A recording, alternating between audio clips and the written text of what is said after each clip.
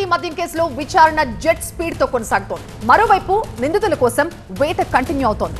ఇటు పొలిటికల్ గా కూడా మంటలు రేపుతోంది. ఈ కేసుకు సంబంధించిన లేటెస్ట్ అప్డేట్స్ ని బ్రేకింగ్స్ లో చూద్దాం. ములకల చెరువు నకిలీ మద్యం కేసులో దర్యాప్తును వేగవంతం చేశారు అధికారులు. నిందితుల కస్టడీకి తంబళ్లపల్లి కోర్టు అనుమతి కూడా ఇచ్చింది. 10 మంది నిందితులకి 3 రోజుల పాటు కస్టడీ ఇచ్చింది. నిందితులని రేపు కస్టడీకి తీసుకోబోతోంది ఎక్సైజ్ శాఖ. ప్రధాన నిందితుడు జనార్దన్ రావు అరెస్టుపై పేటీ వారెంట్ దాఖలు చేసింది ఎక్సైజ్ శాఖ. విచారణ రేపటికి వాయిదా వేసింది కోర్టు. ఇటు విజయవాడ సిపిని కలిసేందుకు సిద్ధమయ్యారు జోగి రమేష్. వాట్సాప్ చాట్ తో తనపై దుష్ప్రచారం చేస్తున్నారని ఫిర్యాదు చేయబోతున్నారు జోగి. ఇటు A1 జనార్దన్ రావు జోగి రమేష్ సంబంధాలపై అధికారులు ఆరా తీస్తున్నారు. జోగి రమేష్ జనార్దన్ వాట్సాప్ చాట్ గా ప్రచారం జరుగుతున్న మెసేజ్లపై కూడా ఎంక్వైరీ చేస్తున్నారు. అలాగే జోగి ఇంటి దగ్గరున్న సీసీ ఫుటేజ్ ని కూడా పరిశీలిస్తున్నారు. అంతకుముందు ఇబ్రహీంపట్నంలో మరొకసారి తనిఖీలు నిర్వహించారు ఎక్సైజ్ అధికారులు. జనార్దన్ రావు గోడౌన్ తో పాటుగా స్వర్ణ సినిమాక్స్ థియేటర్ లో కూడా సోదాలు చేశారు. జనార్దన్ రావు కుటుంబ సభ్యుల్ని ప్రశ్నించి కీలక ఆధారాలు సేకరించారు. ఆయన ల్యాప్టాప్ ని స్వాధీనం చేసుకున్నారు. మరో నిందితుడు జగన్మోహన్ రావు ఇళ్లలో కూడా సోదాలు నిర్వహించారు అధికారులు. వైరల్ అవుతున్న వాట్సాప్ చాట్ కల్పితమంటున్నారు జోగి రమేష్. తాను ఏ తప్పు చేయలేదని దేనికైనా సిద్ధమంటున్నారు. సత్య శోధన పరీక్షకి లై డిటెక్టర్ టెస్ట్కి నేను రెడీగా ఉన్నా. గౌరవ ముఖ్యమంత్రి చంద్రబాబు రెడీయా అని అడిగా. చంద్రబాబు నాయుడు కొడుకు లోకేష్ రెడీనా అని అడిగా. నా భార్య బిడ్డలను తీసుకొని తిరుమల వెంకన్న దగ్గరికి వస్తాను. చంద్రబాబు నాయుడు భార్య, లోకేష్ భార్య కుమారుడిని తీసుకొని తిరుమల వెంకన్న దగ్గరికి వచ్చి నేను నా భార్య బిడ్డల మీద ప్రమాణం చేసి చెప్తా నేను ఏ తప్పు చేయలేదని చెప్పేసి. చంద్రబాబు నాయుడు లోకేష్ తిరుమల వెంకన్న సాక్షిగా జోగి రమేష్ నకిలీ మద్యం కేసులో ఉన్నాడు అని చెప్పేసి ఒక మాట చెప్పమని చెప్పా. బెజవాడ కనకదుర్గమ్మ దగ్గరికి రమ్మని చెప్పి అడిగా. నేను నా భార్య బిడ్డలతో వస్తా, అక్కడికి వచ్చి నేను ప్రమాణం చేస్తాను నేనే తప్పు చేయలేదని. చంద్రబాబు నాయుడు కుటుంబాన్ని లోకేష్ కుటుంబాన్ని అక్కడికి రమ్మనండి. ఏ శిక్షకైనా జోగి రమేష్ సిద్ధంగా ఉన్నాడు అని చెప్పేసి ఆ రోజు చెప్పా, ఈరోజు చెప్తా ఉన్నా. దానికి ఇంతవరకు 2 రోజులు అయింది, సమాధానం లేదు. ఈ నకిలీ మద్యానికి సంబంధించి 10 మంది నిందితుల్ని కూడా 3 రోజుల పాటు కస్టడీకి తీసుకోబోతున్నారు అధికారులు. సో రేపటి నుంచి వరుసగా 3 రోజుల పాటు విచారణ కొనసాగుతుంది. మా ప్రతినిధి వసంత్ దీనిపై మరింత సమాచారం అందిస్తారు. వసంత్, నకిలీ మద్యం వ్యవహారం ప్రస్తుతం రాష్ట్ర రాజకీయాలను కురిపిస్తోంది. ఒకవైపు ములకల చెరువు, రెండో వైపు ఇబ్రహీంపట్నం, 2 చోట్ల పట్టుబడిన నకిలీ మద్యం వ్యవహారంలో ఇప్పటికీ ఎక్సైజ్ సిట్ దూకుడు పెంచింది. ఇటు జనార్దన్ రావు జగన్మోహన్ రావు ఇద్దరి ఇళ్లలోనూ సోదాలు చేయడంతో పాటుగా జనార్దన్ రావుకు జోగి రమేష్కు ఉన్నటువంటి సంబంధాలపైన ఆరా తీసేందుకు కూడా ప్రయత్నాలను ముమ్మరం చేసింది. విచారణను వేగవంతం చేసింది. ఇప్పటికే జోగి రమేష్కి సంబంధించినటువంటి జనార్దన్ రావుకి సంబంధించినటువంటి వాట్సాప్ చాట్ ఏదైతే ఉందో ఆ వాట్సాప్ చాట్కి సంబంధించినటువంటి అంశం తీవ్ర దుమారం రేపుతోంది. ఒకవైపు జోగి రమేష్ తనతో ఇదంతా చేయించాడు. జనార్దన్ రావు చెప్పినటువంటి వ్యాఖ్యలు మంటలకు సంబంధించి చల్లారకం ముందే అనూహ్యంగా ఆయన చాట్ వెలుగులో రావడం ప్రస్తుతం ఆసక్తి రేకెత్తిస్తోంది. ఈ వ్యవహారంలో ఏం జరుగుతుందనేది ప్రస్తుతం రాష్ట్ర రాజకీయాలను కుదిపేస్తోంది. ఒకవైపు జోగి రమేష్ తనకు ఈ మద్యం కుంభకోణానికి ఎటువంటి సంబంధం లేదంటూ చెప్తూనే తనతో ఈ మద్యం వ్యవహారంలో ఎవరెవరైతే పాత్ర ఉందని నిరూపిస్తామని చెప్తున్నారో అందులో తన పాత్ర ఉందని చెప్తే కనుక ఎంతవరకైనా సిద్ధమే అంటూ కూడా జోగి రమేష్ స్పష్టం చేస్తారు. ఇప్పటికే ఆయన విజయవాడ సిపి కార్యాలయానికి చేరుకున్నారు. ఇటు తనపై జరుగుతున్న దుష్ప్రచారం ఏదైతే జనార్దన్ రావుకి సంబంధించి వీడియో వైరల్ కావడం, రెండోది వాట్సాప్ చాట్ ఏదైతే ఉందో ఇద్దరి మధ్య జరిగినట్టుగా వైరల్ అవుతుందో వాటిపైన జోగి రమేష్ నేరుగా సిపిని కలిసేందుకు వచ్చి కంప్లైంట్ చేయబోతున్నారు. మరోవైపు ఇటు సిట్ ఎక్సైజ్ అధికారులు ఇటు ములకల చెరువుతో పాటుగా ఇటు ఇబ్రహీంపట్నం 2 చోట్ల కూడా గాలింపు చర్యలు ముమ్మరం చేశారు. ఇప్పటికే కేసు విచారణ వేగవంతం చేసే ప్రయత్నాల్లో భాగంగా సీసీ ఫుటేజ్లతో పాటుగా వారి బ్యాంక్ స్టేట్మెంట్స్, వారి ఇళ్లలో సోదాలు చేయడంతో పాటుగా ఎవరెవరికి సంబంధాలు ఉన్నాయనే కొల్ల కూడా దర్యాప్తు చేస్తూ ఉన్నారు. ఇక ఇప్పటికే ఈ కేసులో ములకల చెరువుకు సంబంధించినటువంటి కేసులో అరెస్ట్ అయినటువంటి వారిని కస్టడీకి అనుమతించినటువంటి నేపథ్యంలో వారిని రేపటి నుంచి విచారించబోతున్నారు. ఇక విజయవాడ కోర్టులో దాఖలైనటువంటి పిటిషన్లపైన ఈరోజు సాయంత్రం కోర్టు డెసిషన్ తీసుకోబోతుంది. ఒకవేళ విచారణ జరుగుతుందా లేదా వాయిదా వేస్తుందనేది తెలియాల్సింది. ఇప్పటికీ ఈ కేసులో జనార్దన్ రావుతో పాటు జగన్మోహన్ రావు, అనంతదాస్, అలాగే బాదల్ దాస్, ప్రదీప్ దాసులకు సంబంధించి కూడా కస్టడీ పిటిషన్లు దాఖలు చేసినటువంటి నేపథ్యంలో ఆయా పిటిషన్లపైన కూడా విచారణ జరగబోతోంది. సో ఈ మొత్తం ఎంటైర్ ఎపిసోడ్లో సిట్ ఎక్సైజ్ అధికారులు దూకుడుగా విచారణ చేపడుతున్నారు. ఈ కేసులో తెర వెనక ఎవరున్నారు, తెర ముందు ఎవరున్నారు, ఈ మొత్తం వ్యవహారాన్ని ఎవరెవరు వెనుకుండి నడిపించారనే కోణంలో దర్యాప్తు అయితే చేస్తున్నారు. ప్రస్తుతం జనార్దన్ రావు, జగన్మోహన్ రావుతో పాటుగా మిగతా నిందితులంతా కూడా రిమాండ్ ఖైదీలుగా నెల్లూరు సెంట్రల్ జైల్లో ఉన్నటువంటి నేపథ్యంలో సిట్ ఈ కేసు విచారణను మరింత వేగవంతం చేయబోతాం. ప్రభుత్వం ఈ వ్యవహారంలో ఇప్పటికే చాలా సీరియస్గా ఉంది. అయితే తనకు కానీ తన కుటుంబానికి కానీ నకిలీ మద్యం వ్యవహారంలో ఎటువంటి ప్రమేయం లేదు. వారి కుటుంబ సభ్యులతో ఎవరైనా సరే తన కుటుంబ సభ్యులతో వస్తాను, ప్రమాణం చేస్తాను, ఈ కేసుతో తాను ఇన్వాల్వ్ అవ్వలేదంటూ కూడా జోగి రమేష్ అయితే స్పష్టం చేస్తున్నారు. Right Vasanth, thank you. పోరాటాలు, నిరసనలు, వినతులు, విజ్ఞాపనలు అన్నీ అయిపోయాయి. ఇక సమరమే మిగిలింది అంటున్నారు రీజనల్ రింగ్ రోడ్ రైతులు. జూబ్లీ హిల్స్ లో పోటీకి సై అంటున్నారు. ఈ నెల 20 లోపు ప్రభుత్వం స్పందించాలంటూ అల్టిమేటం జారీ చేశారు. లేకపోతే 21న నామినేషన్స్ వేస్తామంటున్నారు రైతులు. మొత్తం 300 మంది నామినేషన్లు వేయాలని నిర్ణయించారు. రాష్ట్రానికి regional ring road life line అంటుంటే బాధితులు మాత్రం తమకది డెత్ లైన్ అంటున్నారు. గత అసెంబ్లీ, పార్లమెంట్ ఎన్నికల్లో అలైన్మెంట్ మార్చుతామని హామీ ఇచ్చి ఓట్లేయించుకుని తమను మోసం చేసిందంటున్నారు RRR రైతులు. అలైన్మెంట్ మారుస్తాం, గత ప్రభుత్వ తప్పుల్ని సరిచేస్తాం అని చెప్పిన కాంగ్రెస్ నేతలు అధికారంలోకి వచ్చిన తరువాత సైలెంట్ అయిపోయారని, కనీసం అపాయింట్మెంట్ కూడా ఇవ్వట్లేదని వాపోతున్నారు. రింగ్ రోడ్ అలైన్మెంట్ ని ORR కి 60 కిలోమీటర్ల దూరానికి మార్చాలని, పరిహారాన్ని కూడా పెంచాలని డిమాండ్ చేస్తున్నారు రైతులు. 2 సంవత్సరాల నుంచి కూడా వాళ్ళ ఇళ్ల చుట్టూ తిరుగుతున్నాం. ఎక్కడ మాకు అపాయింట్మెంట్ ఇవ్వట్లేదు, RRR గురించి మాట్లాడలేదు. వాళ్ళ బడబాబులు కాపాడుకోనికి, పెద్ద కంపెనీలు కాపాడుకోనికి, భూములు కాపాడుకోనికి, వాళ్ళ కమిషన్ల కొరకు కకృతిపడి పేద ప్రజల పొట్ట కొడుతున్నారు. కనుక RRR రైతుల తరఫున నామినేషన్లు వేయదలుచుకున్నాం. జూబ్లీ హిల్స్లో 200 నుంచి 300 మంది రైతులు నామినేషన్లు వేయదలుచుకున్నాం. ఉన్నటువంటి మండలాలకు RRRలో కోల్పోతున్నటువంటి బాధితులు అందరికీ కూడా నామినేషన్ పత్రాలు పంపించినాము. ఇప్పుడు ఉన్నటువంటి కాంగ్రెస్ ప్రభుత్వమే కావాలని RRR రైతులని అనగదొక్కాలనే ప్రయత్నం తప్ప మా వెనక ఎలాంటి రాజకీయ నాయకులు లేరు, ఎలాంటి రాజకీయ శక్తులు లేవు. మా స్వయాన తిరుగుతున్నాము, రైతులు ఉన్నాము.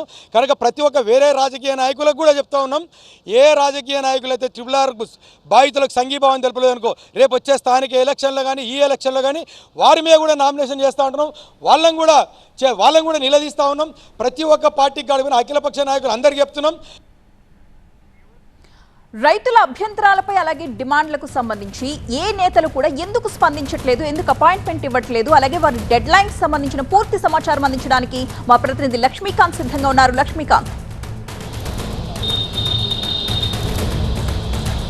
కేంద్ర రాష్ట్ర ప్రభుత్వాలు అత్యంత ప్రతిష్టాత్మకంగా హైదరాబాద్ ఔటర్ రింగ్ రోడ్ వెలుపల రీజనల్ రింగ్ రోడ్ దాదాపు 365 కిలోమీటర్ల మొత్తం చుట్టూ వ్యాసార్థంతో ఒక ఔటర్ రింగ్ రోడ్ అవతల రీజనల్ రింగ్ రోడ్ని ఏర్పాటు చేయాలని ప్రతిష్టాత్మకంగా చేపట్టాల్సిన నేపథ్యంలో ఇక్కడ RRR సంబంధించిన రైతులు దాదాపు 10,500 స్క్వేర్ కిలోమీటర్ల వ్యాప్తంగా వ్యాపించి ఉన్నటువంటి 11 జిల్లాలకు చెందిన రైతులు, అదేవిధంగా ఈ అలైన్మెంట్ ఏదైతే రీజనల్ రింగ్ రోడ్డుకి సంబంధించిన అలైన్మెంట్ ఇచ్చారో ఇప్పటికీ 2-3 సార్లు మార్చారు. ఆ మార్చు రింగ్ రోడ్ మొత్తం కూడా వలయాకారంలో రింగ్ మాదిరిగా ఉండాలి. కానీ ఆ రింగ్ కాస్త పాములాగా లేకపోతే వంకటింకర్లాగా తిరుగుతూ ఇష్టమైన చోట్ల వాళ్ళకు అనుకూలంగా మారుస్తూ అధికారులు మొత్తం కూడా ప్రభుత్వం ప్రోద్బలంతో మొత్తం కూడా మార్చుకుంటూ వెళ్ళారన్నది ప్రధాన ఆరోపణ చేస్తున్నటువంటి RRR రైతులు దశల వారీగా ఉద్యమాలు చేశారు. పెద్ద ఎత్తున ఆందోళన చేసి అమీర్పేట లాంటి జంక్షన్లు కూడా స్తంభింపజేశారు. దీంతో ఒక్కసారిగా ఆ రైతుల ఆగ్రహం విరుద్ధంగా వెరైటీగా ఆందోళన చేయదలుచుకున్నారు. అందులో భాగంగానే ఇప్పుడు ఎన్నికల సమరంలో జూబ్లీ హిల్స్ బై ఎలక్షన్స్ సమరంలో దిగాలని నిర్ణయించుకున్నారు. తమ ఆందోళన దేశవ్యాప్తంగా తెలియజేయాలన్నది ఒక సంకల్పించారు. అందులో భాగంగానే ఈ నెల 20 వరకు కూడా ప్రభుత్వానికి ఒక అల్టిమేటం జారీ చేశారు. ప్రభుత్వం దిగి వచ్చి RRR సంబంధించిన రైతుల డిమాండ్లకు అనుగుణంగా స్పందించాలని 104 మండలాలకు సంబంధించినటువంటి 1000 దాదాపు 1355 గ్రామాలకు సంబంధించిన రైతులు ఇప్పుడు విజ్ఞప్తి చేస్తున్నారు. లేదంటే మాత్రం డిమాండ్లకు అనుగుణంగా స్పందించకపోతే మాత్రం ఖచ్చితంగా నామినేషన్లు మొత్తం దాదాపు 300 మంది నామినేషన్లు వేయాల్సిన పరిస్థితి వస్తుందని అల్టిమేటం జారీ చేశారు. దీని అందరికీ కూడా కారణం ఎవరు కూడా స్పందించడం లేదంటున్నారు RRR రైతులు. అయితే ఈ వ్యవహారం ఇలా ఉంటే మరోవైపు కోమటిరెడ్డి వెంకటరెడ్డి మంత్రి కోమటిరెడ్డి వెంకటరెడ్డి ఎలాంటి పరిస్థితుల్లో కూడా తాను ఉన్నంత వరకు RRR రైతులకు ఎలాంటి పరిస్థితుల్లో ఎలాంటి నష్టం జరగకుండా చర్యలు తీసుకుంటాం, ఖచ్చితంగా వాళ్ళకు నష్టపరిహారం విషయంలో కానీ ఎలాంటి వాళ్ళకు కావాల్సిన హామీల విషయంలో కానీ డోకా జరగదని గట్టిగా హామీ ఇచ్చినప్పటికీ మరోవైపు రైతులు మాత్రం ఇవన్నీ కూడా మాటలతో పరిమితం కాదు, ఇది మొత్తం చేతల్లో చూపించాలా, అలైన్మెంట్ మార్చి చూపించాలా. నష్టపరిహారం విషయంలో మామూలు సాదాసీదా రేట్లు ఉన్నాయి. అక్కడ ఎకరా దాదాపు 2-3 కోట్లు వాల్యూ చేస్తుంటే ఇక్కడ మాత్రం ప్రభుత్వం నుంచి కేవలం 20-30 లక్షల డిమాండ్ మాత్రమే వినిపిస్తుంది. ఇది ఎక్కడ కూడా రైతులకు అనుకూలమైన నిర్ణయం కాదు. సో మార్కెట్ ధరలను పెంచాలి, అదేవిధంగా రైతులకు సంబంధించి 4-5 రేట్లు ఏదైతే 2013 చట్టం ఉందో ఆ చట్టం ప్రకారంగా రైతులకు అందరికీ న్యాయం చేయాలనేది మరోవైపు RRR రైట్స్ సంబంధించిన రైతుల డిమాండ్ వినిపిస్తుంది.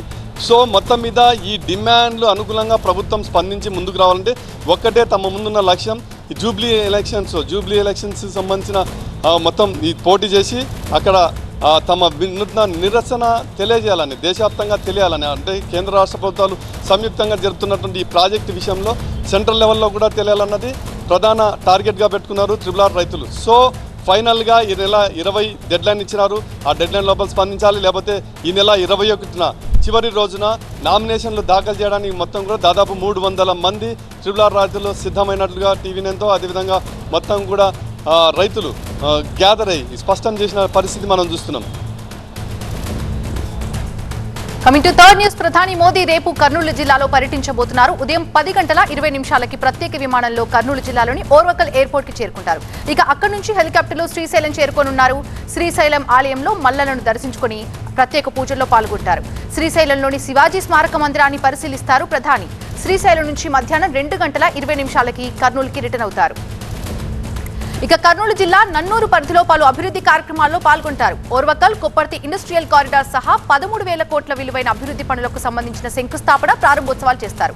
ఇక ఆ తర్వాత AP CM Chandrababu, deputy CM Pawan Kalyan తో పాటు కూటమి నేతలతో కలిసి సూపర్ జీఎస్టీ, సూపర్ సేవింగ్స్ పేరుతో నిర్వహించే బహిరంగ సభలో ప్రధాని మోదీ పాల్గొంటారు. ప్రధాని మోదీ కర్నూలు పర్యటనకి కూటమి సర్కార్ భారీ ఏర్పాట్లు చేస్తోంది. 12 మంది మంత్రుల బృందం కర్నూలులో మకాం వేసి ఏర్పాట్లను దగ్గరుండి పరిశీలిస్తున్నారు. ప్రధాని మోదీ సభకు భారీ జన సమీకరణకు కూటమి ప్లాన్ చేస్తోంది. 7,000 ప్రత్యేక బస్సులు ఏర్పాటు చేస్తోంది. అటు 7,500 మందికి పైగా పోలీసులతో బందోబస్తు నిర్వహించనున్నారు. ఇక ప్రధాని పర్యటన నేపథ్యంలో ఏపీ డీజీపీ హరీష్ కుమార్ గుప్తా భద్రతా ఏర్పాట్లని స్వయంగా పర్యవేక్షిస్తున్నారు. ఇక మరోవైపు ప్రధాని మోదీ కర్నూలు పర్యటనపై సీఎం చంద్రబాబు స్పెషల్ ఫోకస్ పెట్టారు. ప్రధాని పర్యటన ఏర్పాట్లపై సమీక్ష చేశారు. మంత్రులు, కర్నూలు జిల్లా నేతలతో మాట్లాడారు ఆయన. ప్రధాని పర్యటనను విజయవంతం చేయాలని నేతలకు పిలుపునిచ్చారు సీఎం. ప్రధాని మోదీ రాకతో శ్రీశైల క్షేత్రానికి ఒక మహర్దశ రాబోతుందన్నారు సీఎం చంద్రబాబు. పూర్తి అప్డేట్స్ అందించడానికి మా అసోసియేట్ ఎడిటర్ ఈశ్వర్ కర్నూలు నుంచి లైవ్ లో సిద్ధంగా ఉన్నారు. ఈశ్వర్, ప్రధాని మోదీ రాకని దృష్టిలో ఉంచుకుని ఎటువంటి కట్టుదిట్టమైన భద్రతా ఏర్పాట్లు చేస్తున్నారు అండ్ రేపు ఆయన ఏ కార్యక్రమాల్లో పాల్గొంటారు? అప్డేట్స్ ఏంటి?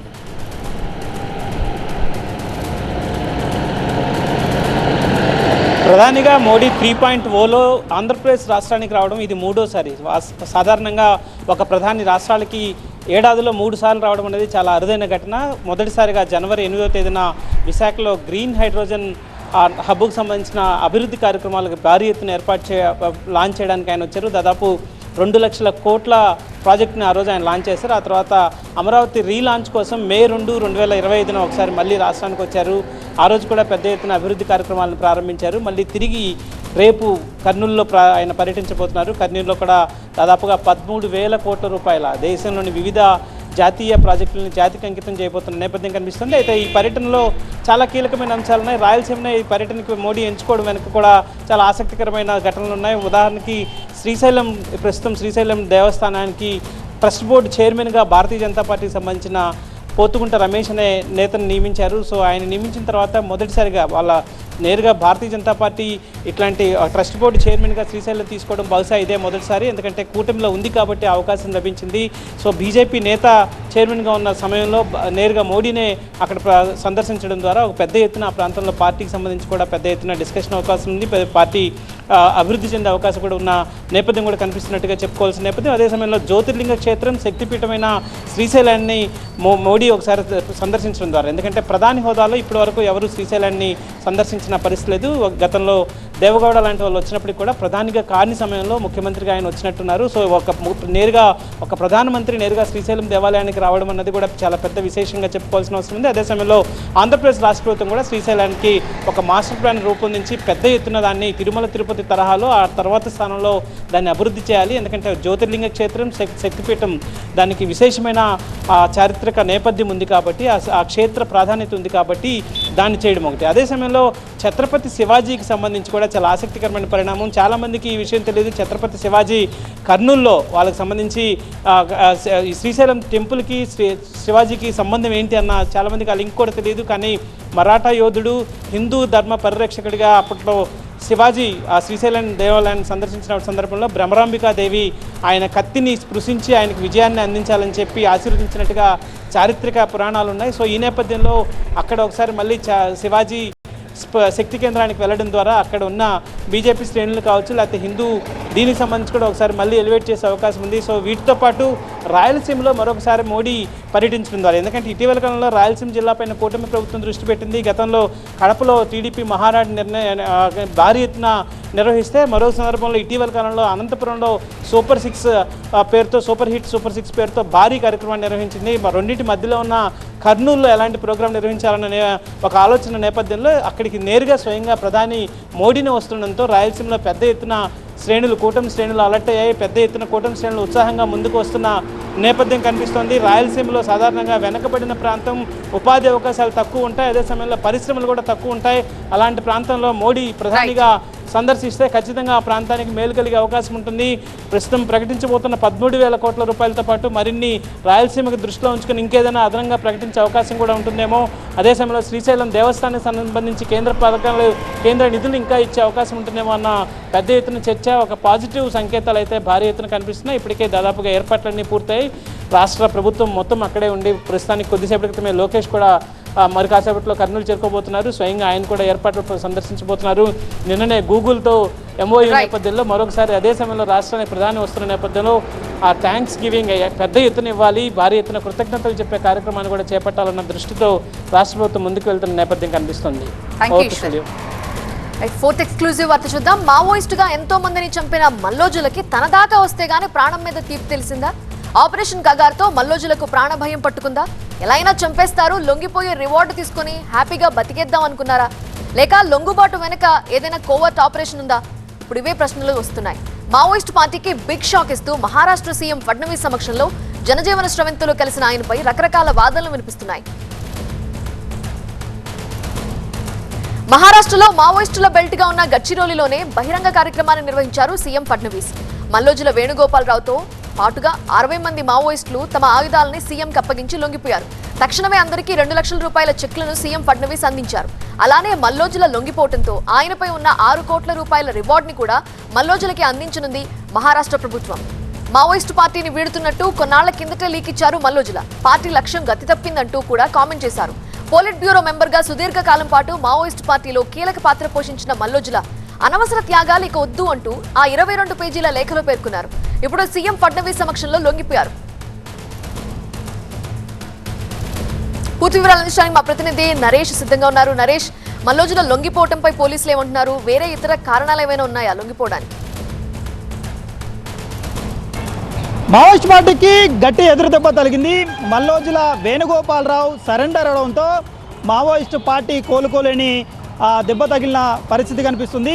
ఇటు గడ్చిరోలిలో మహారాష్ట్రలో కేంద్ర కమిటీ సభ్యుడిగా కొనసాగుతున్న Mallojula Venugopalarao alias Abhay alias Bhupathi alias Sonu రహీ దళాన్ని ఇప్పుడు గడ్చిరోలిలో నడిపిస్తున్నాడు. దాదాపుగా 28 సంవత్సరాలు కేంద్ర కమిటీలో సభ్యుడిగా కొనసాగాడు. 18 సంవత్సరాలు పొలిట్ బ్యూరో సభ్యుడిగా కొనసాగిన మల్లోజుల వేణుగోపాలరావు సంచలన నిర్ణయం తీసుకున్నారు. అక్టోబర్ 6నే 22 పేజీల లేఖను మావోయిస్టు పార్టీకి రాశారు. ప్రజలను ఉద్దేశిస్తూ, పార్టీని ఉద్దేశిస్తూ ఎక్కడ తప్పిదం జరిగింది, ఎక్కడ లోటుపాట్లు ఉన్నాయి, ఎక్కడ తప్పిదంతో మావోయిజం పూర్తిగా తుడిచిపెట్టుకుపోయే పరిస్థితి ఎదురైంది. ప్రభుత్వాలు మావోయిస్టులపై చెలరేగుతున్న విధానాల కారణంగా ప్రజలకు మావోయిస్టు పార్టీ ఎందుకు దూరమైంది, అన్నలను హక్కున చేర్చుకునే పరిస్థితి ప్రజలకు ఎందుకు రాలేదంటూ కూడా ఆ 22 పేజీల్లో పూర్తిగా వివరించారు. ఆ 22 పేజీల్లో ఏముందో అదేవిధంగా ఈరోజు సీఎం ఫడ్నవీస్ ఎదుట లొంగిపోయిన తర్వాత కూడా మల్లోజుల వేణుగోపాలరావు అదే స్పష్టం చేశారు. గతి తప్పిన సిద్ధాంతాలు, ఆ తప్పుల నుండి నేర్వని గుణపాఠాలు ఇవే మావోయిస్టు పార్టీని పూర్తిగా తుడిచిపెట్టుకుపోయే విధంగా మార్చాయంటూ మల్లోజుల వేణుగోపాలరావు చెప్పుకొచ్చారు. సీఎం ఫడ్నవీస్ ఎదుట లొంగిపోయిన మల్లోజుల వేణుగోపాలరావు త్వరలోనే తెలంగాణకు రాబోతున్నారు. తెలంగాణలో కూడా తన స్వస్థలము కరీంనగర్ జిల్లా, ఇప్పుడున్న పెద్దపల్లి జిల్లాలోని పెద్దపల్లి ప్రాంతంలోనే తన నివాసము, తల్లిదండ్రులు ఇద్దరు కూడా మరణించిన పరిస్థితి. భార్య దాదాపుగా జనవరిలోనే లొంగిపోయింది. అన్న కిషన్ జీ కూడా 2011లోనే చనిపోయిన పరిస్థితి. ఈ కుటుంబం అంతా కూడా ఒక తీవ్ర ఇబ్బందులు ఎదుర్కొన్న సమయంలో ప్రస్తుతము వనాన్ని వీడి జనంలోకి వచ్చిన మల్లోజుల వేణుగోపాలరావు ఏం చేయబోతున్నారు అనేది ఇప్పుడు సస్పెన్స్గా మారింది. Okay, right. కుల వివక్ష తట్టుకోలేకపోతున్నారంటూ ఆత్మహత్యకు పాల్పడ్డ ఐపీఎస్ పూరన్ కుమార్ అంత్యక్రియలు ఎట్టకేలకు ముగిశాయి. చండీగఢ్లో అధికార లాంఛనాలతో పూరన్ అంత్యక్రియలు నిర్వహించారు. అంత్యక్రియలకు పూరన్ కుటుంబ సభ్యులతో పాటుగా పలు రాజకీయ పార్టీల నేతలు కూడా హాజరయ్యారు. 10 రోజుల తర్వాత పూరన్ మృతదేహానికి కుటుంబ సభ్యులు పోస్ట్ మార్టం అంత్యక్రియలు నిర్వహించడానికి అంగీకరించారు. ఉన్నతాధికారుల వేధింపులు భరించలేక పూరన్ కుమార్ ఆత్మహత్యకు పాల్పడినట్టుగా ఆరోపణలు వచ్చాయి. ఈ ఆరోపణలు ఎదుర్కొంటున్న హర్యానా డీజీపీ శత్రుజీత్ సింగ్ ని ఇప్పటికే ప్రభుత్వం బదిలీ చేసింది. పూరన్ కుమార్ ఆత్మహత్యపై హర్యానా సర్కార్ ఇప్పటికే సిట్తో దర్యాప్తుకు ఆదేశించింది. విపక్ష నేత రాహుల్ గాంధీతో పాటుగా పలువురు నేతలు ఇప్పటికే పూరన్ కుటుంబాన్ని పరామర్శించారు. కుల వివక్ష కారణంగానే పూరన్ ఆత్మహత్యకు పాల్పడ్డారని రాహుల్ ఆరోపించారు. మరోవైపు పూరన్ కుమార్ పై తీవ్ర ఆరోపణలు చేస్తూ ఆత్మహత్యకు పాల్పడ్డ ఏఎస్ఐ సందీప్ కుటుంబం కూడా ఆందోళనకు దిగింది. పూరన్ భార్య ఐఏఎస్ అధికారి అమ్నీత్ బెదిరింపుల వల్లే సందీప్ ఆత్మహత్యకు పాల్పడ్డారని వాళ్ళు ఆరోపిస్తున్నారు. అమ్నీత్ ని అరెస్ట్ చేసే వరకు అంత్యక్రియలు నిర్వహించబోమని ప్రకటించారు. ఆత్మహత్యకు పాల్పడ్డ సందీప్ కుటుంబాన్ని హర్యానా సీఎం నయాబ్ సింగ్ సైని పరామర్శించారు. హర్యానాలో వరుసగా పోలీస్ అధికారుల ఆత్మహత్యలు తీవ్ర కలకలం రేపుతున్నాయి. 9 మంది అధికారుల వేధింపులు తట్టుకోలేక ఆత్మహత్యకు పాల్పడుతున్నట్టుగా పూరన్ సూసైడ్ లెటర్ రాస్తే పూరన్ కుమార్ అవినీతి పరుడు అంటూ సెల్ఫీ వీడియో విడుదల చేసి ఏఎస్ఐ సందీప్ ఆత్మహత్యకు పాల్పడ్డారు. ఇద్దరూ తమ సర్వీస్ రివాల్వర్స్ తోనే కాల్చుకుని ఆత్మహత్యలకు పాల్పడ్డారు. మరింత సమాచారాన్ని మా ప్రతినిధి గోపి అందిస్తారు. గోపి, పూరన్ కుమార్ అంత్యక్రియలు అయితే పూర్తయిపోయాయి, కానీ సందీప్ కుటుంబ సభ్యుల డిమాండ్స్ మాత్రం అలానే ఉన్నాయి. మరి ప్రభుత్వం ఏ రకంగా ముందుకు వెళ్తోంది?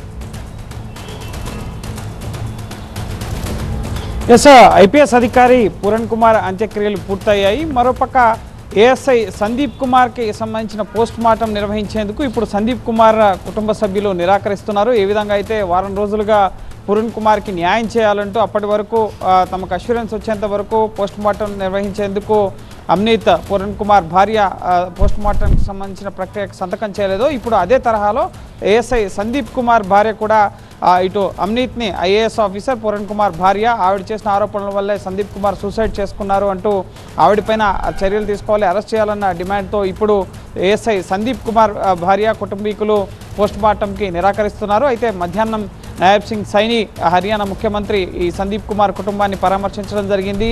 ఈ ఆత్మహత్యకు సంబంధించి సమగ్ర దర్యాప్తు జరుపుతాం, న్యాయం జరిపే విధంగా చూస్తామని చెప్పి సైతం కుటుంబ సభ్యులకు అష్యూరెన్స్ ఇవ్వడం జరిగింది. సో సందీప్ కుమార్కి సంబంధించిన కుటుంబ సభ్యులు కూడా ఈరోజు లేదా రేపటికి ఈ పోస్ట్ మార్టం కన్సెప్ట్ పైన సంతకం చేసే అవకాశం కనిపిస్తుంది. అయితే పూరన్ కుమార్ సూసైడ్ వెనుక ముఖ్యంగా సందీప్ కుమార్ తీవ్ర ఆరోపణలు చేశారు.